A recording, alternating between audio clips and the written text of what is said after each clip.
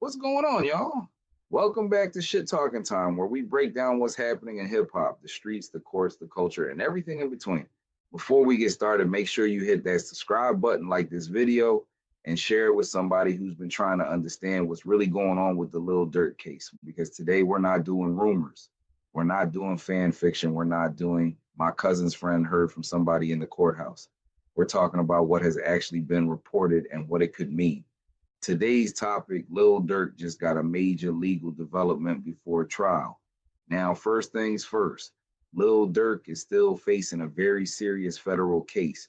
This is not one of those situations where a headline says legal win and people should automatically think the whole case disappeared. That is not what happened. According to reports, a judge granted Lil Durk's motion to sever recently added racketeering-related charges from his upcoming murder for hire trial.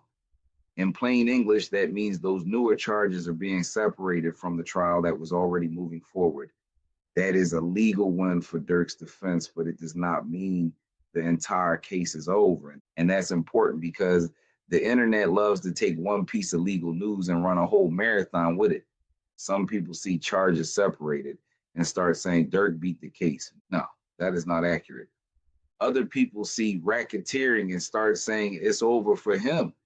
That's not accurate either. The truth is in the middle, and that's what we're here to break down.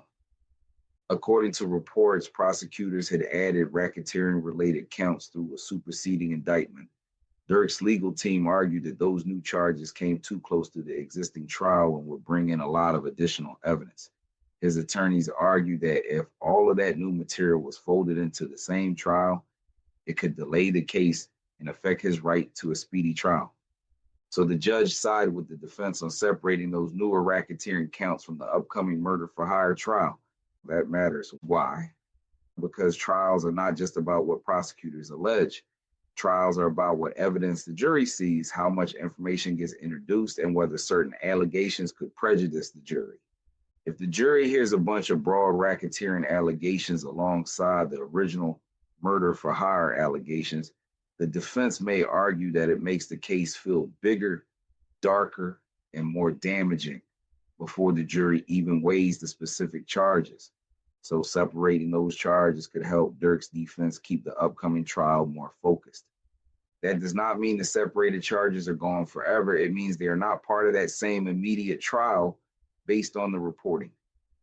And that difference is huge. And now, for anybody who has not followed the case closely, Durk, whose real name is Durk Banks, was accused by federal prosecutors in connection with an alleged murder for hire plot tied to a 2022 shooting in Los Angeles. Prosecutors have alleged the plot targeted Quando Rondo, and the shooting resulted in the death of Saviaya Lil Pob Robinson, who was Quando Rondo's cousin.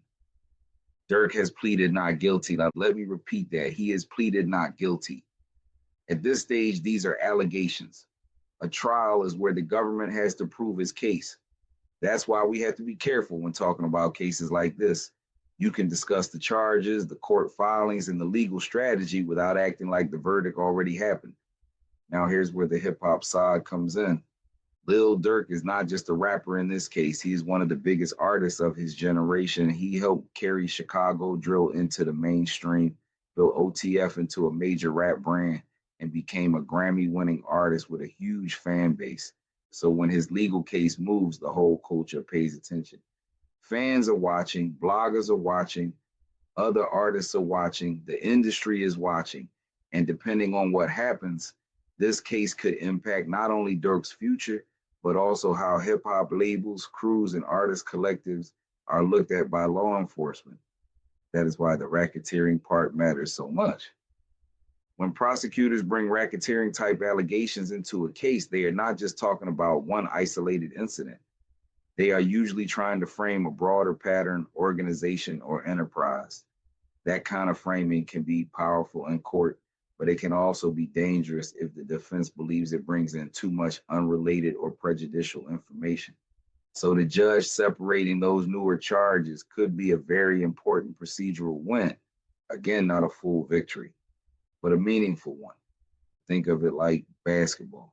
If the other team had 5 players on the court and suddenly tried to add 2 more players in the fourth quarter, your coach is going to argue with the ref. That does not mean you already won the game. It means you stopped the other side from changing the matchup at the last minute. That's basically how a lot of fans are looking at this. The defense prevented the government from combining everything into one bigger, heavier trial right before things were supposed to move forward. Now the question becomes, what happens next? The main murder for hire case is still serious. The government still has to present evidence. The defense still has to challenge that evidence. The jury still has to decide what has been proven beyond a reasonable doubt. And depending on how the court handles the severed charges later, Durk may still have to deal with those separately. So nobody should be jumping too far in either direction. This is not Durk is free. This is not Durk is done. This is a legal development that gives his defense a better position going into trial. And that is worth discussing. Before we keep going, shout out to our sponsor name. If you're building a brand, promoting a business, or trying to get more people to see what you're doing, check out sponsor name. Visit sponsor website and use promo code for offer.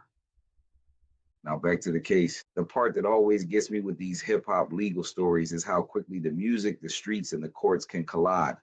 1 minute fans are arguing about albums, features, and Billboard numbers. The next minute, everybody is trying to understand federal indictments, superseding charges, severance motions, racketeering, and trial dates. That is a crazy shift. And it shows how serious this era of hip hop has become. This is not just rap beef on wax anymore. This is not just diss songs and Instagram captions. In some cases, prosecutors are paying attention to lyrics, crews, phone records, travel records, videos, social media posts, and alleged connections between music and real life events.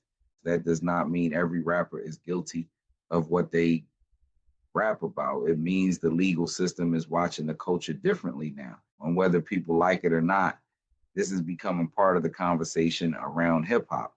So with Durk, the big question is, did this ruling give his defense real momentum? I think yes, but only in a specific way. It gives his team momentum on legal strategy. It helps narrow the upcoming trial. It may keep some broader allegations away from the first jury, and it may prevent the case from becoming even more complicated right before trial. But it does not erase the seriousness of the original charges. And so if you're covering this, talking about this, or debating this in the comments, keep that balance. Don't overhype the win. Don't ignore the win either. It is a real development, but not the end of the story. Now I want to hear from y'all. Do you think this was a major win for Lil Durk's defense? Do you think the internet is overreacting? And do you think prosecutors adding those charges so close to trial was fair or too much? Drop your thoughts in the comments and make sure you like this video, subscribe to Shyt Talkin Time, and share it with somebody who needs the case explained without all the internet confusion. Because around here, we don't just read the headline, we break down what it actually means. This is Shyt Talkin Time. We out.